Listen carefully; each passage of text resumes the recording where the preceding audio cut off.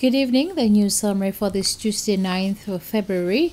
The Ministry of Health says the postponement of the appointment dates for the administration of the second dose of the Sinopharm vaccine does not affect its efficiency. Dr. Sanjeev Pugazendi, a member of the Public Health Emergency Operations Committee, is reminding the public that it is very important for them to have their second dose. Besides the 4 stations on Mae, and the second dose of the Sinopharm vaccine is also being given on Praslin and La Digue. We had originally announced 4-week intervals between the first and second doses, but in view of changes in the local situation of the epidemic, we wanted to vaccinate the first dose, people who have taken the first dose a little bit earlier, at 3 weeks about, instead of 4 weeks. And in view of this, there were announcements made with changes in dates, but it's possible that not everybody had heard of the revised dates, and what they had in their schedules were the original dates. And as a result of that, there may have been fewer turnout in the first few days of the rollout of the second dose of Sinopharm. We are seeing an increase in turnout in yesterday and so forth. So we hope it will continue in the coming days and that we will be able to finish as much as possible of the second doses within the next 1 week or so. There are concerns that people may be keeping away, especially during the weekends, because of alcohol consumption. What is the effect of alcohol on the vaccine? We are advising people not to consume alcohol for at least 24 hours after taking the vaccine. It's not a dangerous interaction between the vaccine and alcohol, but alcohol can reduce the response to the vaccine.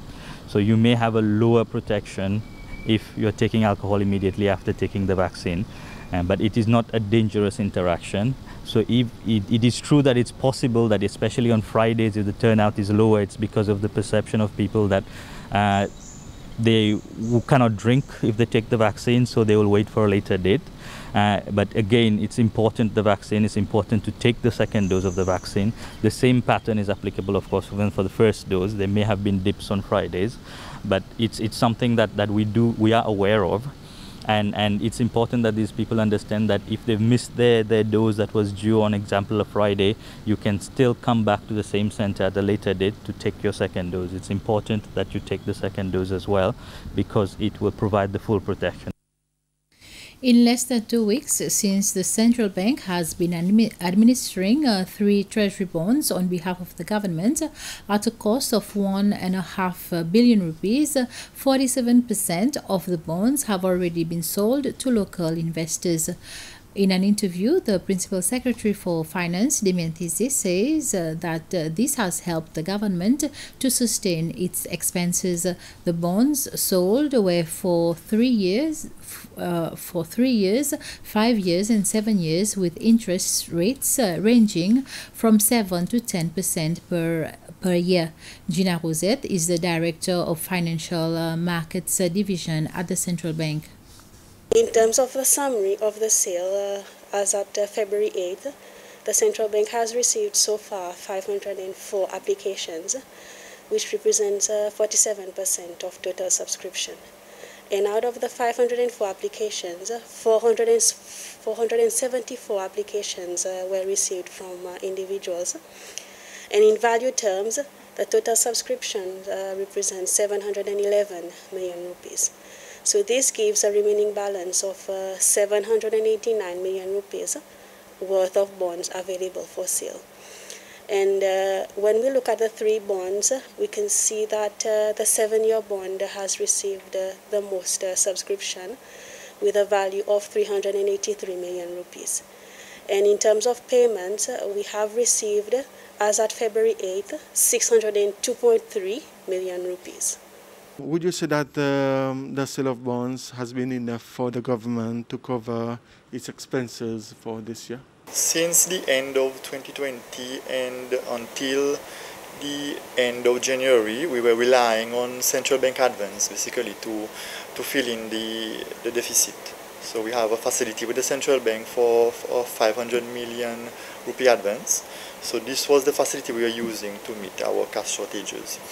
But since we started the issuance of the treasury bonds, we have started to gain again a positive cash balance in our bank account, which so far for all our requirements, our weekly requirements for salaries, goods and services, the various benefits and programs that we have to pay under ASP, there is sufficient cash so far. The healthcare agency will now be able to conduct more tests on babies during the neonatal stage, meaning the first 28 days after the birth. These tests are meant to detect metabolic and genetic disease within the neonatals, which will help avoid major health complications later in life for those babies with the early detection. The tests are now possible due to a new set of machines that have been funded in large by the Constance Eiffelier Hotel and the Children's Fund. Dr. Zaviro says that this is a major step in pediatric care. President Weva Ramkalawan has conveyed his sincere congratulations to Washington, D.C.-based Sechula professor Dr. Ralph Etienne Cummings on being elected to the American Institute for Medical and Biological Engineering College of Fellows, AIMBE. He says that as a fellow Sechula, he is extremely proud to see a child of our soil attain such honor in his career. He says Dr. Etienne Cummings is a testament that we have immensely capable citizens in all corners of the world who are making tremendous contributions to the development and progress of humanity. Dr. Etienne Cummings' elections to the AIMB College of Fellows is recognized among one of the highest professional distinctions accorded to medical and biological engineers. It honors those who have made outstanding contributions to engineering and medicine research, practice, or education. I think that here, you have excellent students. The students are really, really, really good. I mean, they win all these awards. They are at the top of their exams when they take A-levels and O-levels and whatnot. So I believe that there's manpower. The difference is that, when they go out and study and then come back, is there the right infrastructure to support their further development? Most people end up working with government because that is the primary source of opportunity to further their careers. But it would be lovely if there was more of a robust business, digital business domain here, taking advantage of all these skills. And then find a way to make the internet a little bit cheaper. That would be another way that will make it more democratically distributed.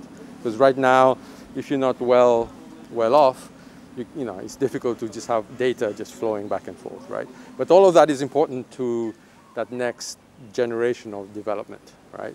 I think there are other places where, you look at our testing, our COVID testing, you look at how, we are, leading the world in some ways on vaccination. I mean, those are really interesting outcomes of a small nation, yet with a powerful ability to understand the importance of certain scientific development and taking advantage of it. We need to make that now more universal, more spread out. The recipient of an honorary award for excellence from the University of Montreal in Canada, Sechula teacher Mena Ilonte met with President Weva Ramkalawan at State House this morning. Mena, 30, spent the past 2 years from 2018 to 2020 in Montreal, where she was studying for a Master's of Education in Administration, where she excelled despite many challenges like the weather, the education system, and the COVID-19 COVID-19 pandemic. She's amongst a dozen Seychellois graduates who have benefited from the Francophonie scholarship and fears that she could be the last, as Seychelles is considered a developed country. Mona is also the proud holder of a Bachelor of Arts in French, which she obtained from the University of Seychelles in partnership with the University of La Réunion. She has 10 years of experience as a secondary French teacher. We discussed about the future of our education system. We also discussed about the issues that teachers are facing in our schools, be it primary or secondary, especially in terms of behavior, the school security, and also how to raise awareness on how to promote teachers and the education system in general. We feel that teachers deserve more respect and to be valued. So I am very positive, and I think the outcome is positive also for the development of our education system. That's the end of this news summary. Join me at 8 for the news bulletin in Creole. Until then, have a pleasant evening.